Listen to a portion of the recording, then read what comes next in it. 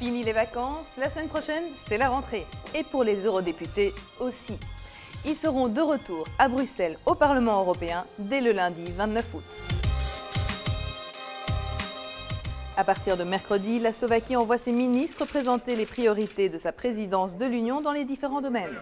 C'est le ministre du Travail, Jan Richter, qui commence cette série de rencontres.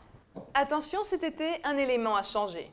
Les présidents se regroupent par 3 pour définir leurs priorités. Or, suite au vote pour le Brexit, le Royaume-Uni a laissé sa place à l'Estonie dans ce nouveau trio. Reste à savoir si cela a joué sur les priorités des prochains mois. Fin juillet, le Conseil a rendu sa copie du budget européen 2017.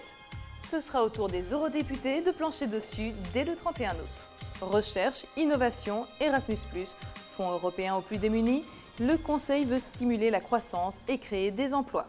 Au tableau, les experts. Quel impact le développement économique de la Chine a sur l'Union européenne? Où en est-on dans la lutte contre la fraude? C'est ici, derrière moi, au Parlement européen, que des eurodéputés entendront des experts en ces matières. Plus de 4000 migrants sont morts depuis début 2016.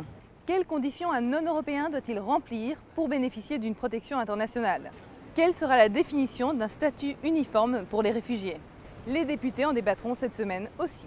Et en prévision du sommet sur la gestion de la crise migratoire des Nations Unies le 19 septembre prochain à New York, la conseillère spéciale de l'ONU, Karen Abou-Zaïd, rencontrera les eurodéputés ce jeudi.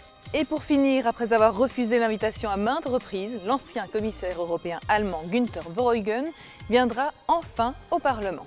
Y a-t-il eu des irrégularités liées aux normes anti-pollution applicables aux voitures en Europe? Certains eurodéputés l'affirment. Voilà, le rendez-vous est pris pour les écoliers dans leur classe, pour les eurodéputés ici au Parlement européen. Et d'ici là, bonne rentrée à tous.